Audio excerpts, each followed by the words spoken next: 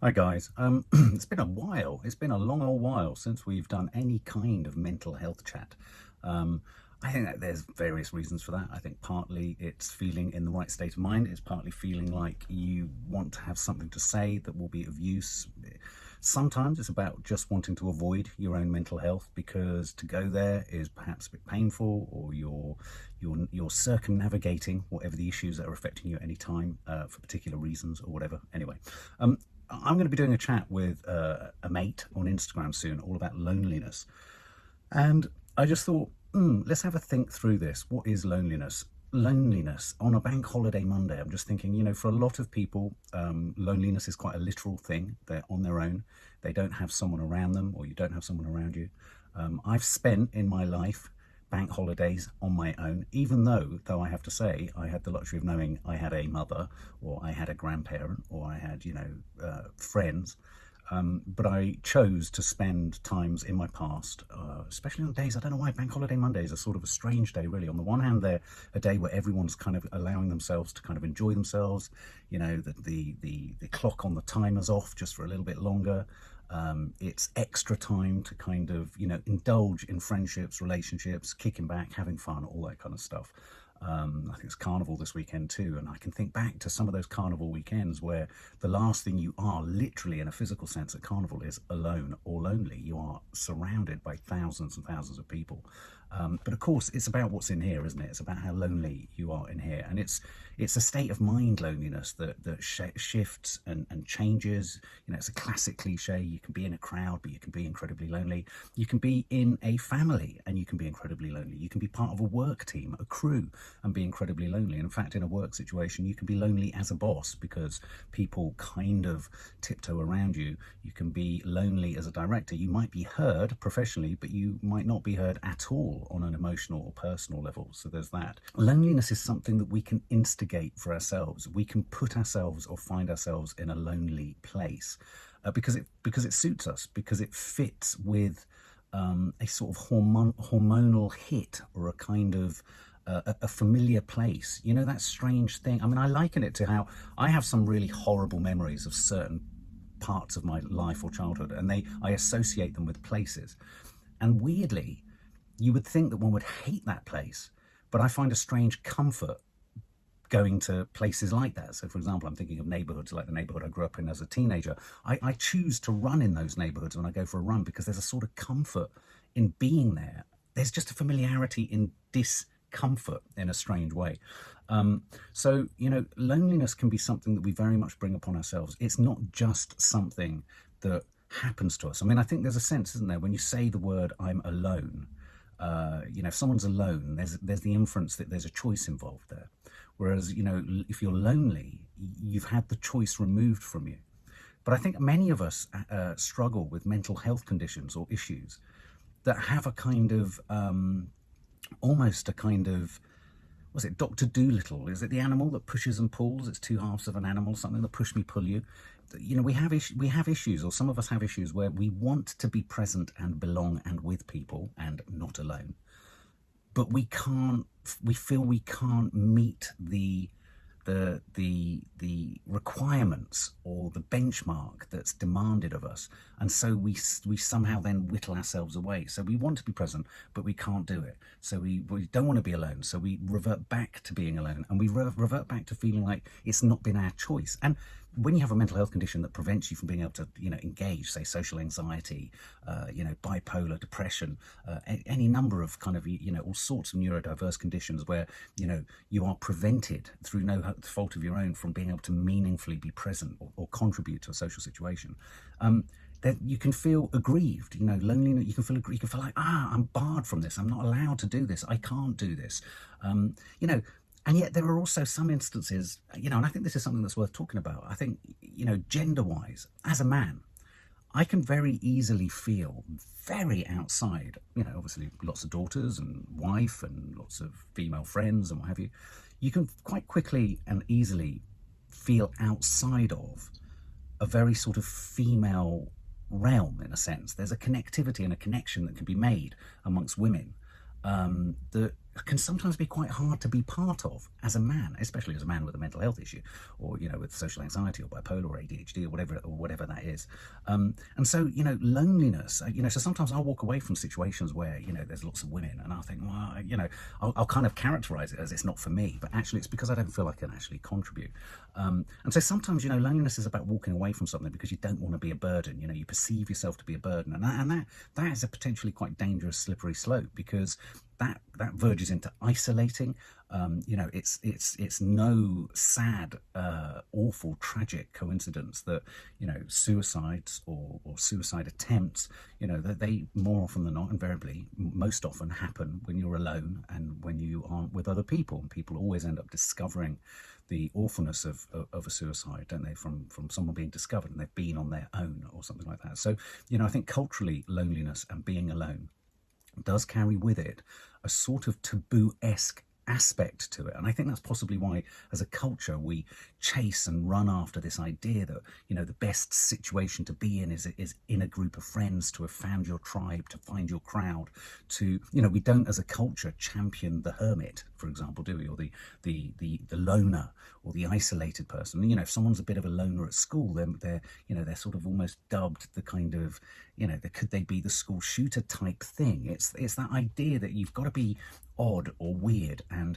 that's what I mean. So sometimes loneliness is both something that happens to us, but it's also something that we call. It's something that we tip into. It's something that we can't help but be part of. And so loneliness isn't just a case of, so when I look at these distinctions between being alone or isolating, the slippery slope towards isolating, an addiction, they say that if you're isolating, you are getting closer to relapse. And sometimes it's really hard to find a balance between perhaps you being a more of a loner type, and perhaps you being really stressed and made to feel really anxious about the fact that everything out there, social media, everything is screaming, have fun with friends, how many followers have you got, how many subscribers have you got, what's your group of people, what defines you, what's your industry, who are you, where are you, what do you belong to, and all that kind of thing. It can be quite challenging if you're in any way sort of programmed differently. And yet at the same time, sometimes trying to reach out of a feeling of loneliness can just be too difficult to bear. It's just too much to consider. It's potentially too frightening and too stressful. I mean, one of the things I do a lot, and I know other people who do this too, is that sometimes I'll overcompensate in a social situation or in a correspondence with someone to give the illusion of self-sufficiency and being all right. I mean, there are some people who want to go on about, oh, I'm so alone, and you could, it's a fine line between when is someone actually alone and when is someone just sort of bringing this on themselves and wanting to be alone in order to moan about it, in order to sort of feel a bit of self-pity and all that. Because there is great self-pity to be had in loneliness. You can feel sorry for yourself. And, I think it's a really difficult one, that, because it requires you to get a little bit kind of fearsomely honest with yourself about, well, why am I alone? If you've got no family, if you struggle with social anxiety and you've got no friends, there are clear reasons. But for the person who has no family and is struggling with social anxiety but doesn't know they're struggling with social anxiety, you can just feel marked as different and weird and odd, and that will make you feel even more isolated and make things even more difficult for you. But I certainly try to give out this idea that, I have a sort of self-sufficiency and that I'm absolutely fine, because I want to give an illusion. I want to give a sort of sense of okayness. I want to give a sense that, yeah, I've got enough connectivity with people, to sustain me. It's not worrying me. I'm not alone. And yet, if I'm honest, I spend most of my life feeling this tug of war between wanting to be alone, wanting to belong, and feeling incredibly lonely. And I can feel lonely with people around me. I can feel lonely in my thoughts. I can feel lonely in my emotions. And I think that's a really important one for anyone who struggles with depression and bipolar, is that, with all the will in the world, those around you can only listen to you for so long, or they can listen to you forever, but you can only talk about it so often across a period of time, because bless them, you're struggling with the sameness of the situation all the time, and the inability to answer it, and the, attempts to manage it through therapy and drugs and all that kind of stuff. And these other people, bar saying the same stuff they've said before, they too begin to feel a little bit helpless. So with mental health, a loneliness can creep in because you don't want to be a bore. You don't want to be a repetitive bore going on about the same thing. So in a sense, you isolate, and you can isolate whilst being in a room. You can isolate whilst being around people, for sure. You can make yourself, you can become lonely, and that's through no fault of anyone around you. And that's through no fault of your own. It is a terrible kind of amalgamation of impulses, fears, anxieties. So as I say, I think, in this world that we live in, where the world is united in a sense, isn't it, in promoting togetherness, and all people belonging in all sorts of groups of friends and people. And in that comes a hugely intimidating sort of goal, if you like, that feels utterly unattainable for so many of us. And I think that there's an assumption that we can all be dragged out of loneliness, or even want to be dragged out of loneliness. And yet there are sometimes we have to think of ways of making people feel less lonely without kind of stressing them out. I can think of many older people who want connectivity, but they don't necessarily want to be bang in the middle of sort of busyness and life, because it stresses them out. And that's where I think technology is really useful, where you can drop a text, or you can obviously drop a phone call or something like that. But I was just thinking today, I was thinking about this chat that I'm going to do about loneliness. I was thinking about bank holidays. I was thinking about the idea that there's the pressure on, what are you doing? Everyone's doing stuff. There's lots of people going, yeah, going to carnival, all this kind of stuff. Yeah, I'm doing something meaningful with my time because I've got people to do things with meaningfully. And I was left to think, okay, I choose to do a lot of things on my own. But that's actually because I worry about being a burden or being a bore. I just worry about asking anything of anyone else. And that is tricky, and that can be dangerous, and it's something that's quite normal. And I suppose I just wanted to sort of sit down and just say this on Bank Holiday Monday, that if you're on your own, if you're lacking a group, if you're not doing anything particularly exciting, if you feel ignored by your family, your friends, your loved ones, if you're feeling outside of things, maybe just stop and think, not all of that will be about someone else treating you badly. Sometimes a huge aspect of being alone and loneliness is self-engineered.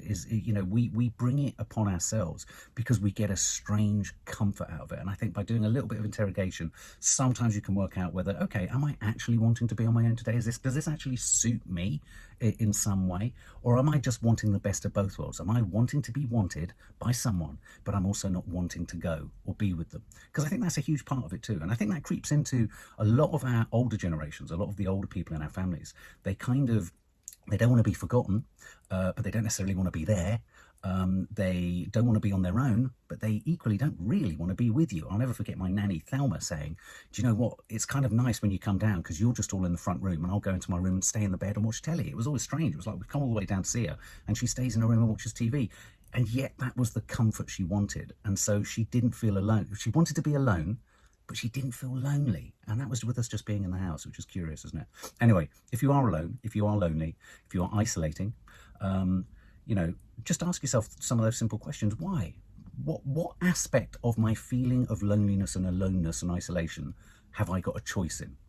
And it might be that you have no choice in any of them, in which case you are going to feel sad and you are going to feel, depressed or distressed or down or whatever temporarily. But that's where all those other things need to come in: distraction, exercise, music, therapy, self-help groups, all that kind of stuff, meditation.